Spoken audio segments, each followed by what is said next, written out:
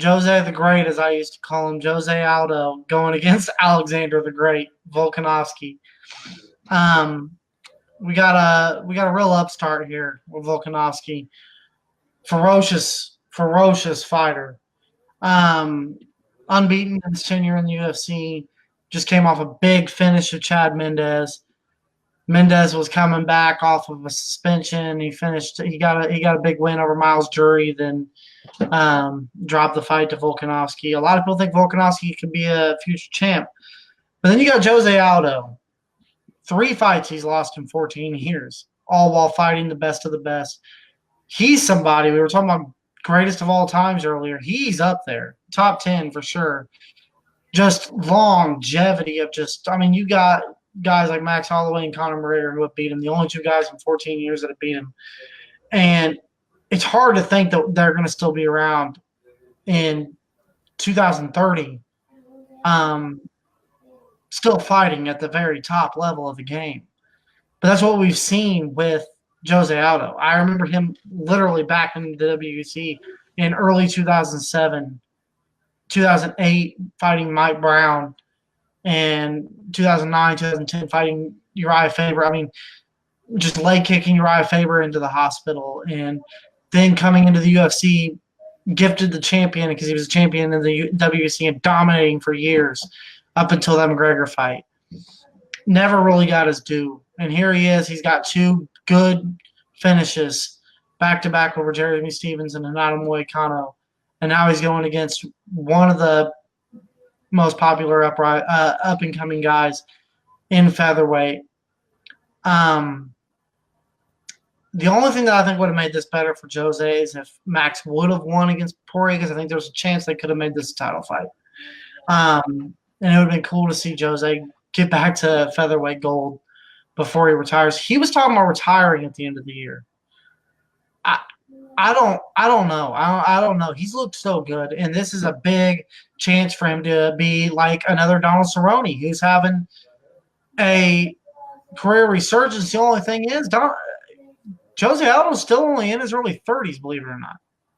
And he's an unsung hero in the MMA world, for sure. Jose Aldo's never gotten his due. What do you think, Miguel? Yeah, I think the McGregor loss and the way it happened with the 13 seconds there just was a humiliating thing, and that really, set the pace. The Holloway fights, Holloway's looking like a special fighter, so you don't want to hold those against him. He has looked good since the Holloway fights, and that's impressive. And at 32, you would think perhaps there's still something in the tank there. Now, with Volkanovsky, as you pointed out, Volkanovsky's coming with a head of steam, but he's also 30 years old, so there's not that much of a difference in terms of actual, age and things like that. And we'll see. The Volkanovsky who went to a unanimous decision with Darren Elkins.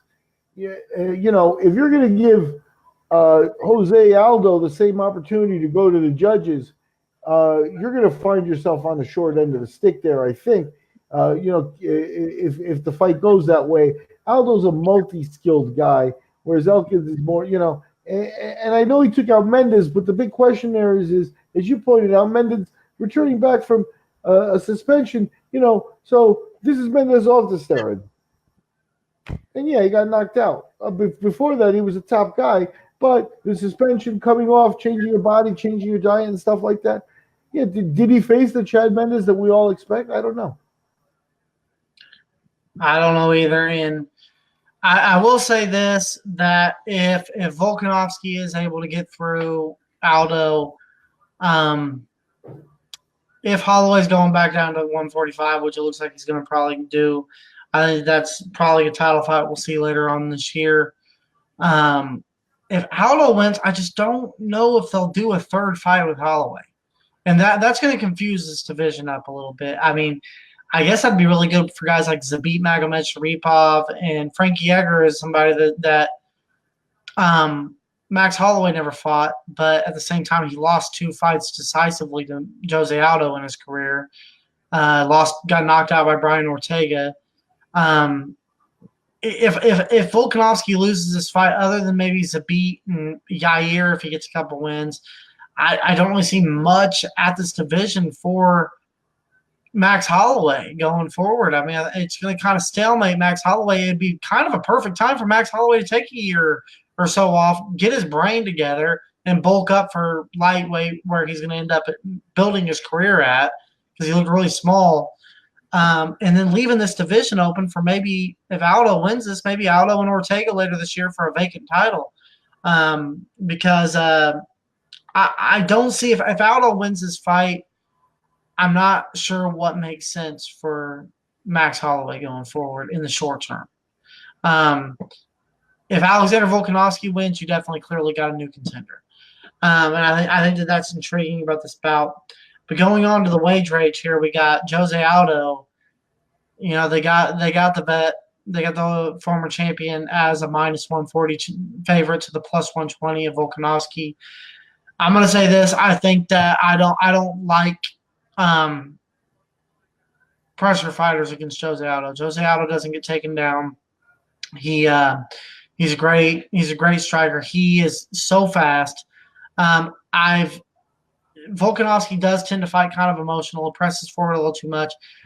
I think that the footwork is going to be totally different than what Volkanovski's been used to. I think that we're going to see a motivated Jose being down in Brazil. I think Jose's going to put on a performance. And I think that after this fight, it's going to be very confusing what goes on at featherweight, because I think Jose might get a third fight. I got to agree with you on this one. I tend to think that the renaissance of some of these fighters now fighting at home and stuff like that, he's thinking about legacy, and it just means going out with wins at home. That's legacy in its own right, especially to a Brazilian and stuff like that. So he definitely doesn't want to lose this fight. And like I said, Volkanovsky, the book on the level of Chad Mendes that he faced is out. And, prior to that, he doesn't have any terrifically huge names on his scalp. So we'll see. This is a major test for him. On the road, it's I think he lives in Australia, doesn't he? Or something like that. So Volkanovsky going across, there'll be some time differences and stuff there. And Brazil's not an easy trip.